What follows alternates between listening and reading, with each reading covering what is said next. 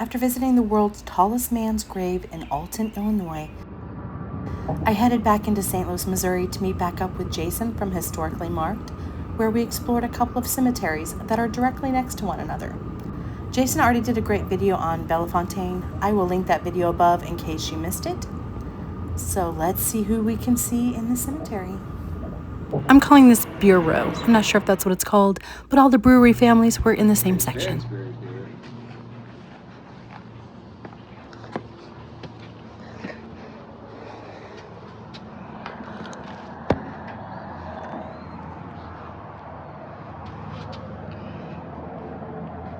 There's a Theodore C. Hong Sr.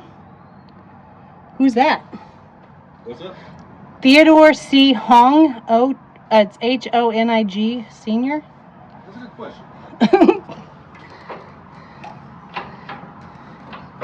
I tried.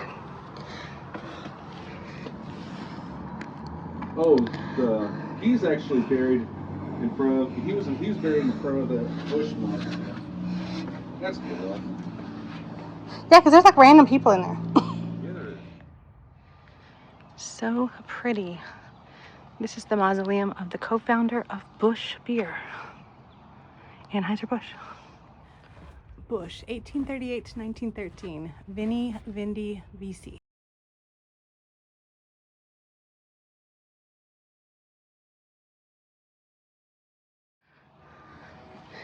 Oh, somebody brought a Busch hat.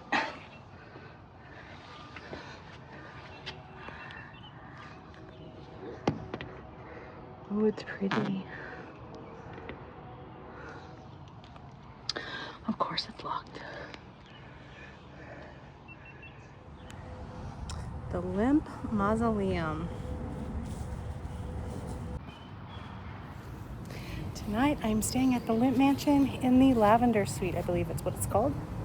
So I'm here at the cemetery to pay my respects to the family.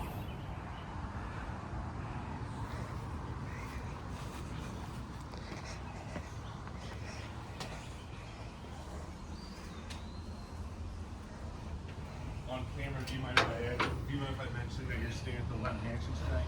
No, you can.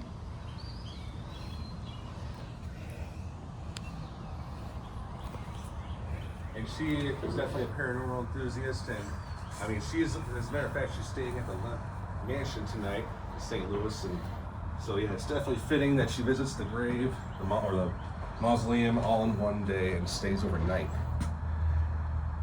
Apparently in the early 1900s, you had to be drunk to live in St. Louis. Is that the case? I have a funny story about this. Wow, it's pretty. Yeah, it's even got benches and everything. When Wainwright had this built, he liked the view. It was on top of a hill and overlooked the Mississippi River. But Mr. Anheuser across the street, Adolphos, we've already spoke about him, built his mausoleum bigger to block the view of Wainwright of the Mississippi River. It's kind of, I guess, rich people pettiness. It's a property of the National Register of Historic Places by itself, and it's part of, so it's pretty much twice. I had to try. Yeah, as tempting as it is. I just gotta feel these though. I mean, these are just. I know, they're beautiful. I like the green.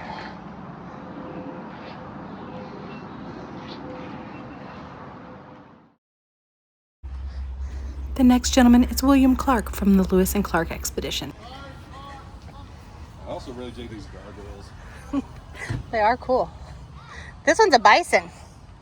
Oh, bison? Okay. Oh, that is, yes.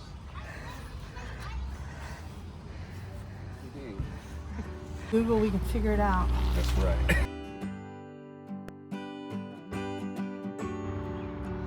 My daughter and I, when our phones aren't working or GPS is not working, we always say we're Lewis and Clarking it.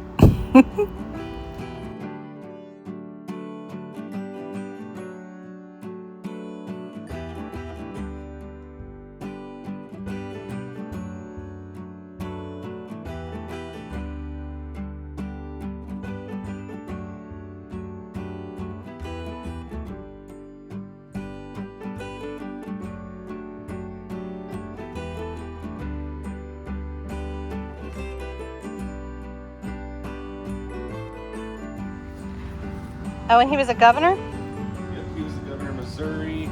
He was also the mayor of St. Louis, and he was the United States ambassador to Russia, but it was during the time when they became the Soviet Union. Oh, wow. And I mean, he was also best known for Francis Field, where they had the United States and he organized the World's Fair here in 1904. These are all of his family members.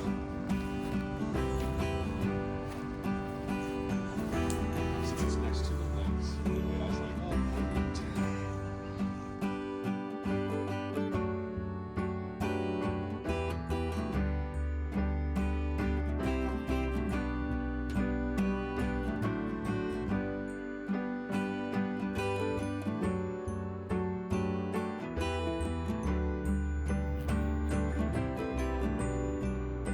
I love this one. She's absolutely beautiful.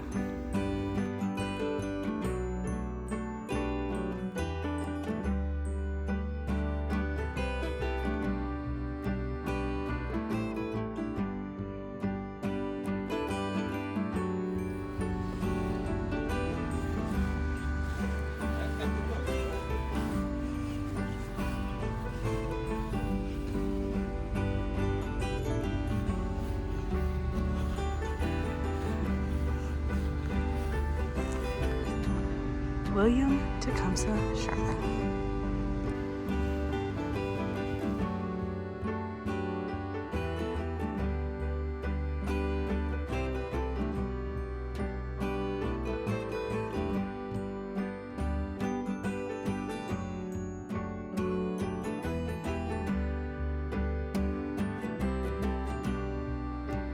The mother of the founder of kindergarten, Susan Elizabeth Blow, born June 7th, 1843, died March 27th, 1916. And I'm assuming this is her husband. This is huge. Huge. Henry Taylor Blow, born July 15th, 1817, died September 11th, 1875. Henry T. Blow. He was a two-term U.S. representative from Missouri and an ambassador to both Venezuela and Brazil. Cool.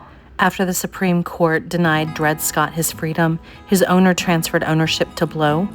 Blow immediately freed Scott and pensioned him in his late years.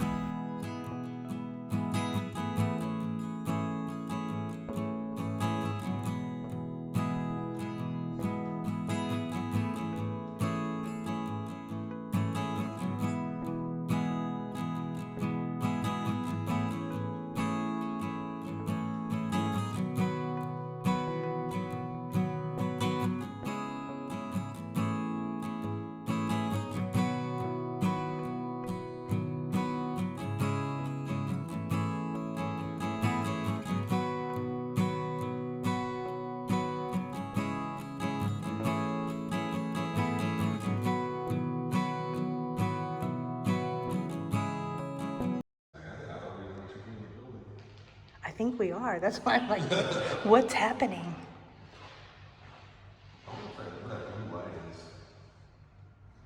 Wow, this is a former governor of Missouri. 1825 to 1832, Governor John Miller. 1781, 1846. He's got a big...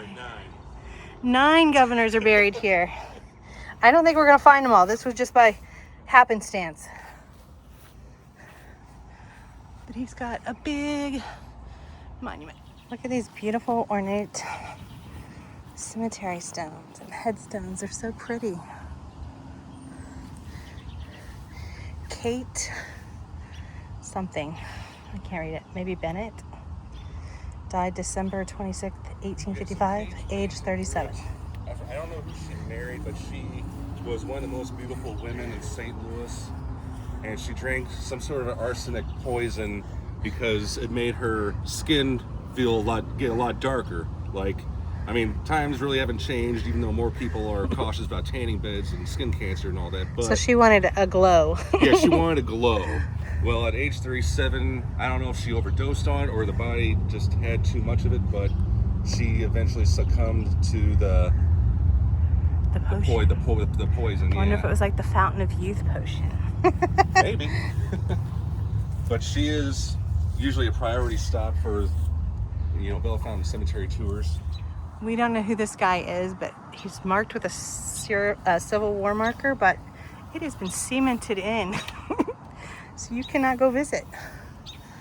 Evidently this person was very important during the Civil War. But there's like no name, nope, and you cannot go in there.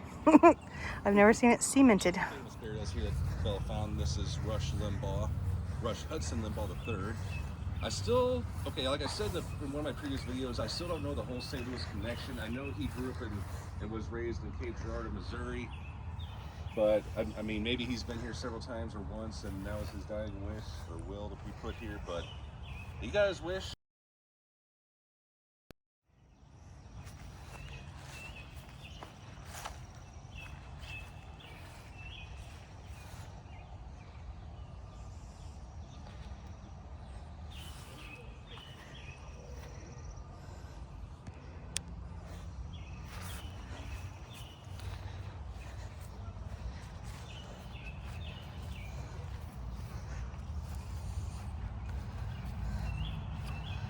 General Richard Barnes Mason, Colonel of the Regiment of Dragon, U.S. Army.